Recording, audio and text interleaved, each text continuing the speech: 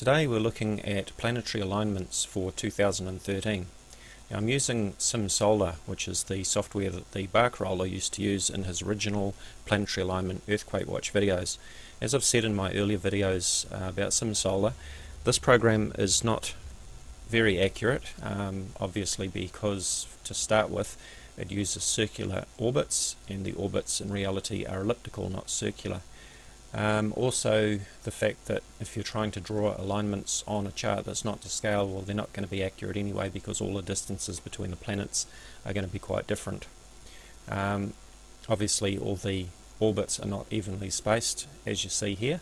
I can show the orbits to scale and you can see that everything changes completely. The other thing to note is that the planets are not shown to scale, the planet sizes, and neither is the Sun. I can show the planets to scale. This brings the relative planet sizes to scale, but again the Sun is not to scale. If I bring the Sun into scale, then obviously it dwarfs all of the other planets.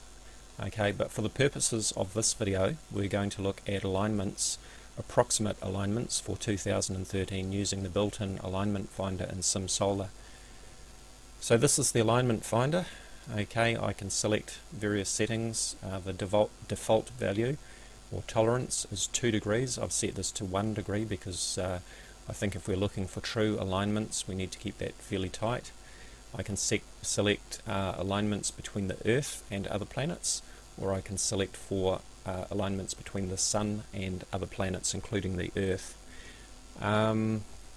Now please note that these alignments would need to be checked in more accurate software such as Starry Night Pro.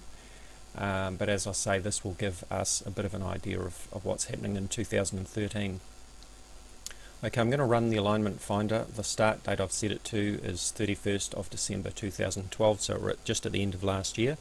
And as I progress the dates forward, you'll see the alignments populating the list here, and you'll also see these red lines appearing on the chart here. So let's go from 31st December 2012.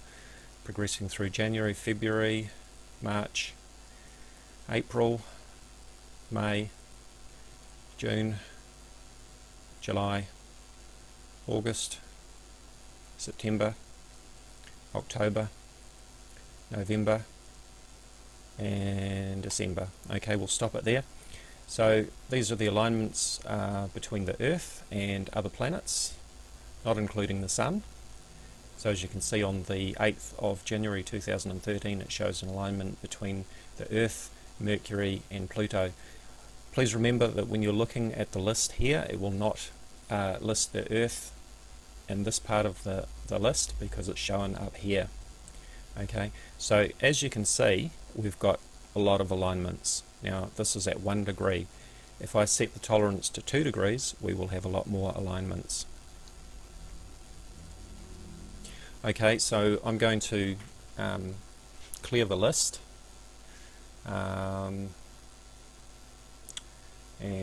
we're on the. I'll take it back to the 1st of January 2013, and this time we're going to look at alignments involving the Sun and other planets. So here we go from the 1st of January 2013, February, March, April, May, June, July, August, September, October, November, December. There we go. So once again we've got a lot of alignments between the Sun and other planets. So for example here you see the Sun, Mars and Neptune. Just look at some random ones. That other one there, that was a good one. That's Sun, Venus, Mars and Uranus. And again I do point out that you would need to double check these in an accurate program such as Starry Night Pro. Now the other thing to note is that these alignments show either alignments with the Sun or the Earth, but they do not include alignments between other planets not involving the Earth or involving the Sun. For example, if these orbits were to scale, we can see that Jupiter, Earth and Saturn appear to be in line. Well, they aren't because the orbits aren't to scale, but let's say they were, Jupiter, Earth and Saturn, and I've just said not including Earth, so we'll have to pretend that that's another planet. Let's say it's Venus. If this was an alignment between Jupiter, Venus and Saturn, it would not appear in the list because it does not involve the Earth or the Sun. Okay, so as you can see, we've had two very long lists of planetary alignments for 2013. Don't get me wrong, I'm not saying that 2013 is anything unusual. If I did this for 2012, it would look much the same, and any other year would look much the same. The reality is that there are planetary alignments all of the time. So, you know, if you want to make predictions about earthquakes based on planetary alignments, well, you've got a bit of a task on your hand, because they're actually happening all of the time.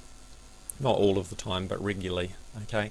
The other thing is that we haven't factored in is alignments between the Sun, the Earth and the Moon, which happen, of course, twice every month. We have an approximate alignment between the Sun, the Moon and the Earth at new moon, and we have an alignment between the Sun, the Earth and the Moon at full moon, and they are separated by 2 weeks. And then to add to that, when we have a total solar eclipse or a total lunar eclipse, we actually have a direct alignment. Now, if planetary alignments could cause earthquakes, then I would fully expect there to be massive earthquakes, catastrophic earthquakes, every new moon and every full moon, but more so during total solar or lunar eclipses, when the Sun, the Moon and the Earth are actually in a directly straight line, unlike during full moon or new moon. Now, we know that the Moon does have a strong gravitational effect on the Earth, because we see the ocean tides rising up every day, and billions or trillions of tons of water are being shifted around the planet every day. So we do know that the Moon has a strong gravitational effect on the Earth, and so does the Sun. So if the planets could cause earthquakes, if planetary alignments could cause earthquakes, then certainly the strong gravitational influence of the Moon should cause devastating earthquakes every full moon and every new moon, and certainly every eclipse, and we just don't see that happening. In fact, I've noticed, and I think it's just coincidence, but I have noticed that at new moon and full moon often it's actually very quiet, which is interesting. But if you combine the gravitational influence of all of the planets in the solar system, added them all up together, there would actually be a very, very tiny fraction of that of the Moon. So it's going to be interesting. I'm going to be following planetary alignments during 2013 very closely. We've been discussing this on my Facebook discussion page, Voices of Reason to Explain X, or VORTEX.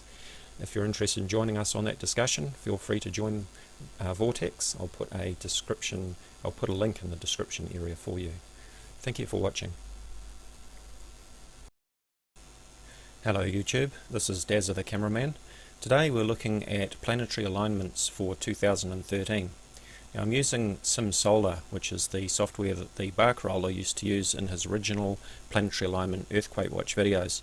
As I've said in my earlier videos about SimSolar, this program is not very accurate, obviously, because to start with it uses circular orbits, and the orbits in reality are elliptical, not circular. Also, the fact that if you're trying to draw alignments on a chart that's not to scale, well, they're not going to be accurate anyway, because all the distances between the planets are going to be quite different. Obviously, all the orbits are not evenly spaced, as you see here. I can show the orbits to scale, and you can see that everything changes completely. The other thing to note is that the planets are not shown to scale, the planet sizes, and neither is the Sun. I can show the planets to scale. This brings the relative planet sizes to scale, but again the Sun is not to scale. If I bring the Sun into scale, then obviously it dwarfs all of the other planets